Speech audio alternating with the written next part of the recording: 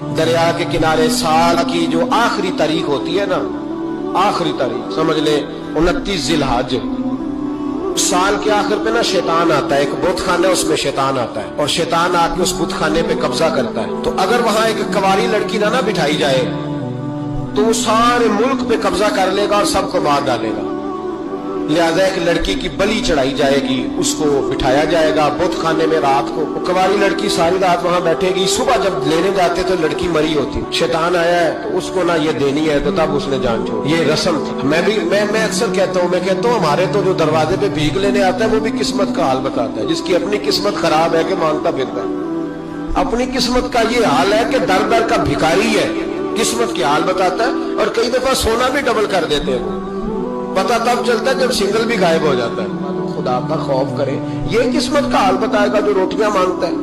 کچھ تو تھوڑا سا معیار زندگی بنائے، ہم مسلمان ہیں، ان کا بھی نظریہ بن گیا، مسلمان بھی اس نظریے کا شکار ہو گئے کہ جناب سال کے آخر میں ایک کنواری لڑکی بٹھائیں گے ورنہ وہ سارے ہندوستان کو مار دے گا۔ ایک حافظ ابو البرکات رحمت اللہ علیہ نام کے بزرگ ہوتے تھے، اور سلسلہ عالیہ چشتیہ کے شیخ بھی تھے، لیکن اللہ کی قدرت یہ تھی کہ ان کے چہرے پر داڑھی اور مونچھیں نہیں آئی۔ کچھ لوگوں کے نہیں نہ آتے بال، کیا کہتے ہیں ان کو؟ کھودے، وہ ہمارا ایک لفظ ہے، بولتے ہیں پنجابی میں۔ ان کے چہرے پہ داڑھی نہیں تھی، وہ بھی کبھی کبھی اس رستے گزرا کرتے تھے تو قریب ہی ایک بوڑھی اماں کا مکان تھا، تو اماں بڑی مہمان نواز تھی، اس نے دروازے پہ، اگرچہ بیوہ عورت تھی کہ اس کی بیٹی تھی، دروازے پر اس نے مہمان خانہ بنایا ہوا تھا، آنے جانے والے کو کھانا کھلاتی، چائے پہ شوق تھا اس کا۔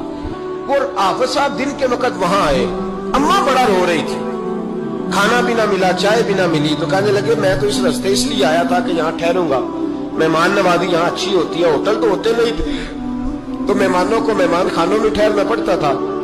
تو اماں کدھر ہے؟ تو کہا اماں بڑی پریشان ہے۔ حافظ جی نے کوشش کی، ایک آدمی تھے کہ اماں سے ملاقات ہو جائے۔ حافظ جی کا کمال یہ تھا کہ حافظ اتنے پکے تھے کہ ایک جگہ بیٹھ کر قرآن پاک شروع کرتے تھے اور وہی سارا ختم بھی کر دیا کرتے، اتنی پکی منزل کے حافظ تھے۔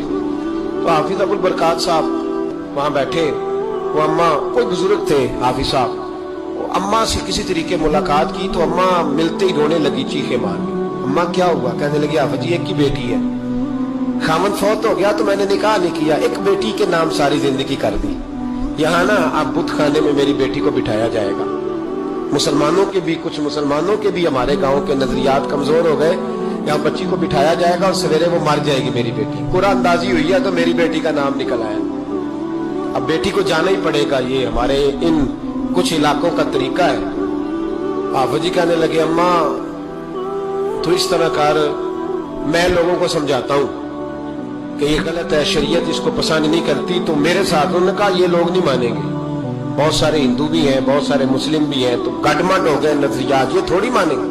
ہاؤ جی کہنے لگے اماں پھر ایک اور حال بھی ہے، میرے چہرے پہ کون سا داڑھی ہے، تو بیویوں والے کپڑے مجھے دے، آج میں بیٹھتا ہوں وہاں دیکھتا ہوں کون سا شیطان آتا ہے۔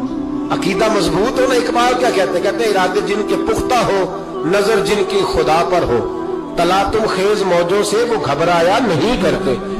کہا مجھے دو کپڑے بیویوں والے، میں بیٹھتا ہوں، اماں کہنے لگی وہ شیطان واقعی آتا ہے، آج تک جتنی بچیاں گئی ہیں سویرے مردہ ملی ہیں، بڑی سمجھنے والی بات ہے، غور کرنا، جتنی گئی ہیں ساری مردہ آئی ہیں۔ تو حافظ جی آپ کو جب وہ شیطان رات کو دیکھے گا نا آپ آئے ہیں تو آپ کے تو وہ زیادہ ٹکڑے کرے گا کہ اس نے دھوکہ کیا، مرد ہو کے عورتوں کی جگہ پہ آیا آپ نہ دیں۔ حافظ جی کہنے لگے ٹکڑے میرے ہونے ہیں، آپ فکر نہ کریں۔ دریا کنارے بت خانہ تھا، حافظ جی عورتوں والا لباس پہن کے وہاں بیٹھ گئے۔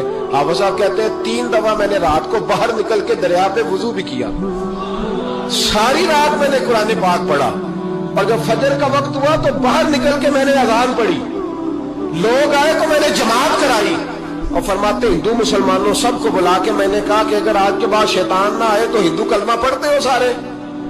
لکھا جی پڑھتے ہیں۔ فرمایا لو پھر میں بالکل صحیح سلامت آ گیا، کوئی شیطان نہیں آیا، کہتے سب ٹھیک ہو گیا۔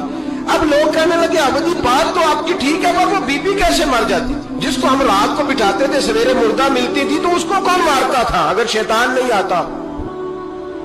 حافظ سمجھانے لگے کہ شیطان وسوسہ دیتا ہے پر زندگی موت اس کے ہاتھ میں، وسوسہ دیتا ہے جتنی اس کو گنجائش ہے وہ کرتا ہے۔ کہا پھر وہ بی بی کیسے مرتی تھی؟ تو حافظ جی نے ایک بہت بڑی بات سمجھائی، کہنے لگے اصل بات یہ جس آدمی کو پتا ہو نا میں نے سویرے مر جانا ہے وہ ڈر سے مر جاتا ہے، اس کو پتا ہونا کہ میں یہاں مرنے آیا ہوں، تو وہ ڈر سے ہی فرمانے لگے. اس کا عقیدہ کمزور ہو جاتا تھا، وہ نفسیاتی طور پر سمجھتی تھی کہ میں نے مرنا ہی مرنا ہے، تو خوف ہوتا تھا، کوئی قریب نہیں آتا تھا، دریا اور جنگل دائیں بائیں، تو صبح تک اس عورت کا دل بند ہو جاتا تھا، تو وہ خوف سے ہی اسے کوئی شیطان نہیں مارتا تھا. تو فرمانے لگے جن لوگوں پر خوف طاری ہوتا ہے نا انہیں کوئی بھی نہیں مارتا، وہ اندر کے خوف سے ہی مر جاتے ہیں.